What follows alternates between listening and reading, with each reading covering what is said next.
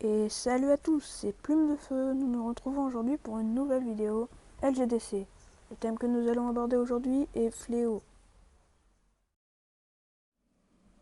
Mais comment sommes-nous passés d'un petit chaton domestique adorable à une bête sanguinaire?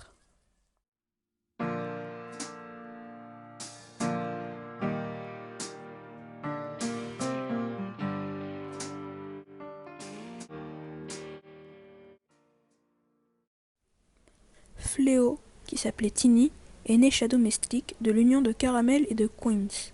Il a comme frère Sox et comme sœur Ruby. Il est le plus petit que son frère et sa sœur. Il essuie donc les moqueries de son frère et de sa sœur. Un jour qu'il traînait dans la forêt, il se fait attaquer par un nuage de tigres, future étoile de tigre, et son mentor Grève d'épines.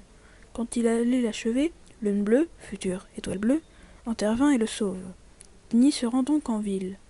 Là, il se fait repousser par les chats errants qui se moquent de lui à cause de son collier. Il tente de l'enlever mais n'y arrive pas. Plus tard, il rencontre un vieux chien.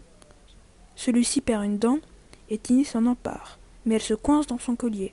Il raconte qu'il s'est battu avec un chien féroce et l'a tué, et a gardé la dent comme trophée. La rumeur se répand vite. Carcasse et Brick, un autre chat errant, viennent à sa rencontre, et lui demandent donc de faire fuir un chien qui terrifie tout le monde. Tiny pense qu'il va mourir, mais le chien a peur de l'ombre gigantesque du chat projeté sur la clôture et s'enfuit.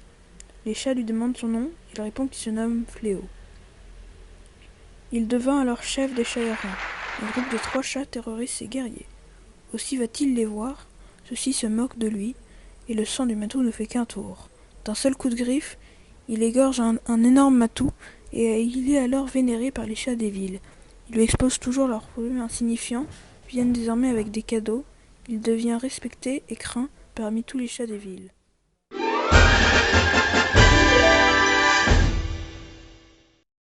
Et maintenant, 5 choses que vous ne savez pas sur Fléau.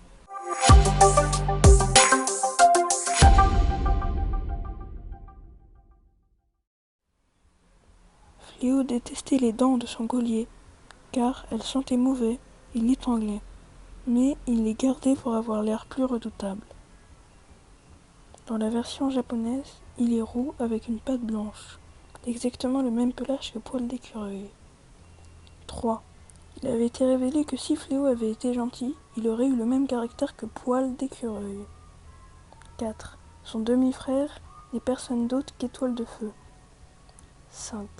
Fléau avait une compagne qui s'appelait Rose.